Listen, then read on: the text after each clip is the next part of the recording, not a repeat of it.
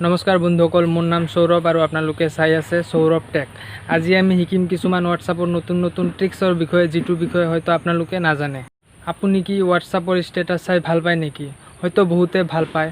ধৰি লোৱা হোৱাটছআপৰ ষ্টেটাছত যদি কিবা ইম্পৰ্টেণ্ট তথ্য থাকে, সেইটো ভালদৰে পঢ়াৰ বাবে আমি এটা আঙুলি দি এক ট্যাপ কৰি ধৰি ৰাখোঁ, যাতে ষ্টেটাসটো সোনকালে যাব নাপাৰে। কিন্তু ফ্ৰেণ্ড, আমি যদি তিনিটা আঙুলি একেলগে ষ্টেটাসটো একবাৰ ট্যাপ কৰোঁ, তেনেহ'লে ষ্টেটাসটো একেবাৰে ৰখি যায়। ধৰি লোৱা আপোনাক কাবাই SMS কৰি বিৰক্ত কৰি আছে, কিন্তু তাইক আপুনি ব্লক কৰিব নিবিচাৰে, আপোনাৰ মোবাইল সাইলেন্ট কৰিব নিবিচাৰে। ইয়াৰ বাবে সিম্পল এটা উপায় আছে। প্ৰথমে হোৱাটছআপ অন কৰিব।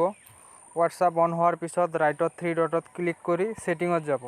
সেটিংত যোৱাৰ পিছত 3 নম্বৰটো নটিফিকেশনত ক্লিক কৰিব। ক্লিক কৰাৰ পিছত সবৰ ওপৰত দেখা পাই আছে কনভাৰসেশন টোনস, এইটো আমাৰ অন হৈ আছে। ইয়াক আমি সিম্পলি অফ কৰি দিম। এইটো অফ কৰাৰ পিছত আপুনি যদি কাৰোবাক SMS কৰে বা আপোনাৰ তাতে কাৰোবাৰ SMS আহে, তেনেহ'লে সাউন্ড নহ'ব। ধৰি লোৱা আপোনাৰ মোবাইলত ফিংগাৰপ্ৰিন্ট সেন্সৰ নাই, আপুনি নিজৰ হোৱাটছআপটো সিকিউৰ কৰাৰ বাবে থাৰ্ড পাৰ্টি লক স্ক্ৰিন এপ ইউজ কৰি আছে। থাৰ্ড পাৰ্টি এপ ইউজ নকৰাৰ বাবে প্ৰথমে আপোনাৰ মোবাইলত থকা হোৱাটছআপটো আপুনি আপডেট কৰি লওক। তাৰ পাছত ইয়াৰ বাবে প্ৰথমে আপুনি আপোনাৰ হোৱাটছআপত যাব। হোৱাটছআপ অন হোৱাৰ পিছত ৰাইটত 3 ডট আছে, ইয়াতে ক্লিক কৰিব। ক্লিক কৰাৰ পিছত সেটিংত যাব। সেটিংত যাই একাউণ্টত যাব।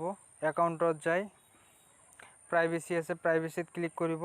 ক্লিক কৰাৰ পিছত একেবাৰে তলত যাব। তলত যাই দেখা পাব ফিংগাৰপ্ৰিন্ট লক এটা অপশ্যন আছে, ইয়াতে ক্লিক কৰি এইটো এনেবল কৰি ল'ব। ধৰি লোৱা আপোনাৰ মোবাইলৰ ষ্ট'ৰেজ ফুল হৈ গৈছে, আপোনাৰ মোবাইল লেগ মাৰি আছে। প্ৰথমে আপোনাৰ মোবাইলৰ ফাইল ষ্ট'ৰেজত যাব। ইয়াতে যাই হোৱাটছআপ নামৰ এপ্লিকেশ্যনত ক্লিক কৰিব। ক্লিক কৰাৰ পাছত দেখা পাই আছে মাজত ডাটাবেছেছ নামৰ এটা এপ্লিকেশ্যন আছে, ইয়াতে ক্লিক কৰিব।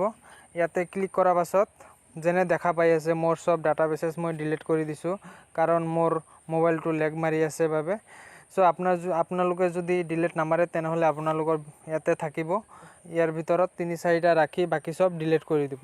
এইটো ডিলিট কৰিলেও আপোনাৰ মোবাইলৰ SMS, ফটো, ভিডিঅ' একো ডিলিট নহয়। যদি কাৰোবাক SMS পাঠাই আছে আৰু এই SMSৰ ভিতৰত এটা ৱৰ্ড আপুনি ইয়াক হাইলাইট কৰি দেখাব বিচাৰে, তাৰ মানে এইটো ৱৰ্ড আপোনাৰ বাবে বা ইয়াৰ বাবে বহুত ইম্পৰ্টেণ্ট। সো তাৰ বাবে আপুনি কি কৰিব?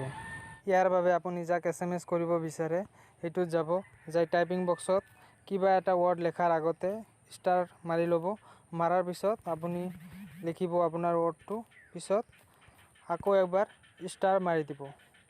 মাৰাৰ পিছত দেখা পাব আখৰটো অলপ মোটা হৈ আহিছে আৰু ব্লেক হৈ আহিছে একদম। সো আখৰটো হাইলাইট হৈ গ'ল। সো ফ্ৰেণ্ড, ভিডিঅ'টো কেনেকুৱা লাগিল? যদি ভাল লাগে লাইক কৰি দিব আৰু ছাবস্ক্ৰাইব এইটো পাছত কৰিলে হ'ব।